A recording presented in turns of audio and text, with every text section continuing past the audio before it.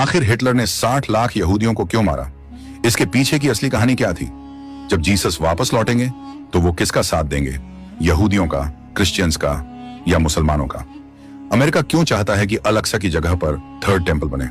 क्या सच में जीसस तभी वापस आएंगे? दुनिया सोचती है जीसस सिर्फ यहूदियों के मसीहा हैं, लेकिन हकीकत यह है कि जब वो लौटेंगे तो मुसलमानों के साथ खड़े होंगे। आखिर हिटलर ने 60 लाख यहूदियों को क्यों मारा?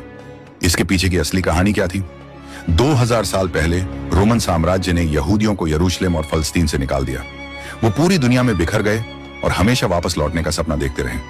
सदियों तक यहूदी और मुसलमान अच्छे दोस्त रहे, लेकिन यूरोप में क्रिश्चियंस ने यहूदियों को जमीन और राजनीति से दूर रखा। मजबूरन यहूदियों ने बिजनेस और बैंकिंग का सहारा लिया। धीरे धीरे यूरोप की पूरी इकोनॉमी उनके पैसों पर चलने लगी। वर्ल्ड वॉर 1 इस जंग में शुरुआत में जर्मनी जीत रहा था, लेकिन यूरोप में रहने वाले यहूदियों ने ब्रिटेन का साथ देना शुरू कर दिया। उन्होंने ब्रिटेन को इतना पैसा दिया कि जंग का पलड़ा पलट गया। नतीजा, जर्मनी हार गया और ब्रिटेन जीत गया।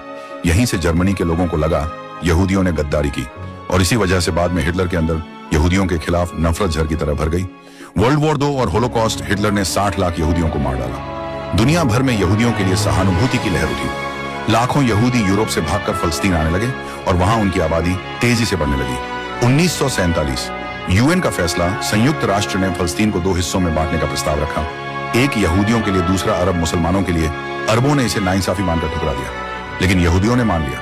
1948 इजराइल का जन्म, डेविड बेन गुरियन ने इजराइल की आजादी का ऐलान कर दिया। सिर्फ 11 मिनट बाद अमेरिका ने इसे मान्यता दे दी। अरब देशों ने हमला किया, लेकिन इजराइल ने अमेरिका और ब्रिटेन की मदद से जीत हासिल की और जमीन पर कब्जा कर लिया। क्यों अमेरिका हमेशा इजराइल के साथ? असल में अमेरिका के ईसाई इवेंजेलिकल्स मानते हैं कि जब अल अक्सा की जगह पर थर्ड टेंपल बन जाएगा तभी जीसस वापस आएंगे। यही वजह है कि चाहे पूरी दुनिया इजराइल का विरोध करे, अमेरिका कभी उसका साथ नहीं छोड़ता। लेकिन असली सच्चाई यह है, जीसस जब लौटेंगे तो न यहूदियों के साथ होंगे न अमेरिका के, बल्कि वो लौटेंगे मुसलमान बनकर, सच और इंसाफ का साथ देने के लिए।